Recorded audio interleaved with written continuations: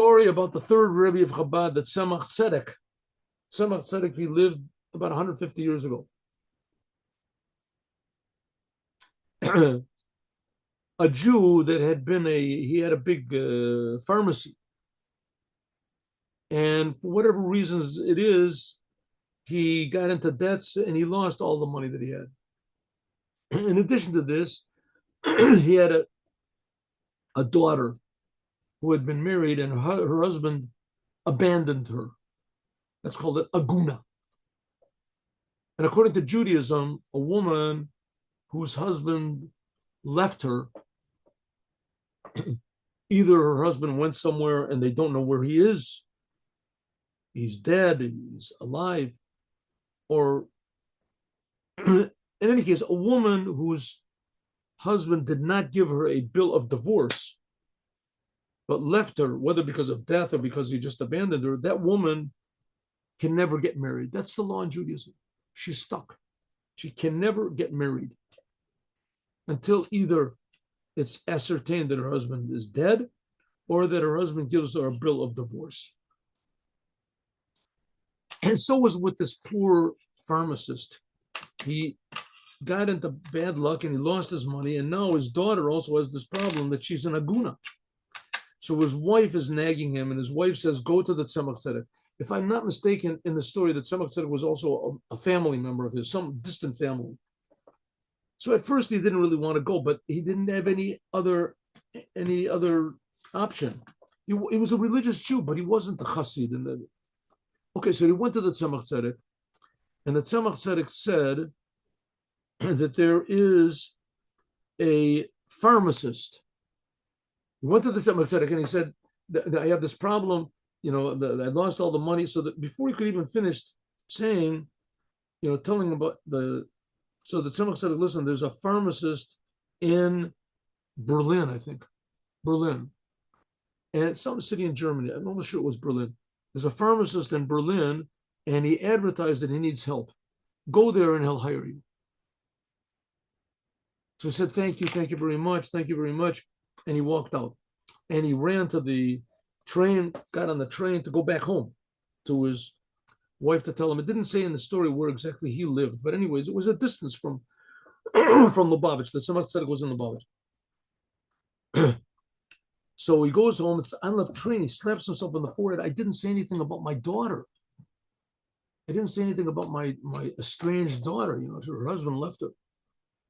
So, okay, what's he going to do? So he went back home and he told his wife, he didn't tell his wife about it, that he didn't say anything about the daughter. He told his wife that the Tzemach Tzedek told him to go to Berlin and find this pharmacist, and he would go. He was a little bit worried because the Tzemach Tzedek didn't exactly give him directions which pharmacist, where to look. Anyway, he went into Berlin, and the first drugstore that he went to, he asked about it, and sure enough, they told him who the person was. It was no problem. He found, and at first the druggist, this German druggist, gave him a job to sweep the floors or whatever, and eventually he realized this young man was the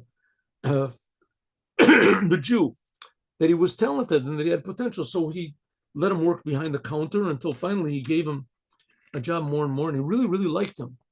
They really got to be very close friends. And the Jew, and he started making money. He made a lot of money. He started, got back on his feet again, and he was able to pay off debts, and it was wonderful. Anyway, came close to the holidays. I think it was Rosh Hashanah, Yom Kippur. And he asked permission from his boss, from the German, if he could go home to be with his family. The boss said, of course, he let him go. So he went back home to his family. And as soon as he got back, his wife said, listen, you have a telegram from your boss. What's the telegram? That the boss forgot that it's his birthday, and that they're making a big, huge party for him. And it's going to be like a week or two before Rosh Hashanah. And the boss asks if he could please come back, because he's very good at organizing things and he has wonderful ideas, as he could come back and just arrange this birthday party they're going to make for him. And he's inviting all these big important people, and he's inviting. So he said, and he'll pay him a lot of money. He'll give him everything. So the Jew said, okay, why not? So we took the first train back, and he went back to Berlin, and he helped his boss with the party. And sure enough, it came out wonderful. It was wonderful. He gave exact perfect advice.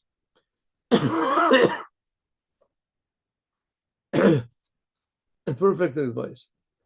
So the boss asked, listen, he still had like a week before Rosh Hashanah, right? He gave him a 2-week leave before Rosh Hashanah to go back to prepare for Rosh Hashanah, but there was still a week before. So the boss asked him to stay for the duration of the party just so that he could oversee if there's anything wrong with him. So he did. Among the guests that were in the party, so he noticed that there was a priest. And he looked at the priest, and immediately he took his boss and he said to him, listen, come with me in the side room for a second. He said, yes, my friend, how can I help you? He said, listen, I didn't tell you this. My daughter was married to a man and he abandoned her. I said, oh, that's terrible. I'm really so sorry. So listen, the man that abandoned my daughter is here. Really? He says, it's that priest over there. He's dressed up as a priest. I don't think he's really a priest at all. I want you, he said, and he abandoned your daughter. So what? He said, listen, according to Jewish law, he has to give a bill of divorce. If he doesn't give the bill of divorce, my daughter can never get married. And he's running away. He refuses. The boss said, leave it up to me. No problem. The boss goes to the priest and he says, Father, I would like to speak to you aside. Takes him over the side of the room. And he pulls out a gun and he puts it to the priest's throat. And he said, give him the bill of divorce or I'll blow your brains out. Bill of divorce? I'm a priest. I'm not married. I'm not. He says, listen, I know who you are. Don't mess around. He cocks the trigger. He says, okay, leave me alone. He says, no one's ever going to suspect that I killed you. No one's even going to even know where you are. Either write the bill of divorce right now or you finish. Okay, I'll do whatever you want to. Immediately the Jew brings a rabbi, whatever it is, and they wrote a bill of divorce, and he signs it. And he says, now you can go.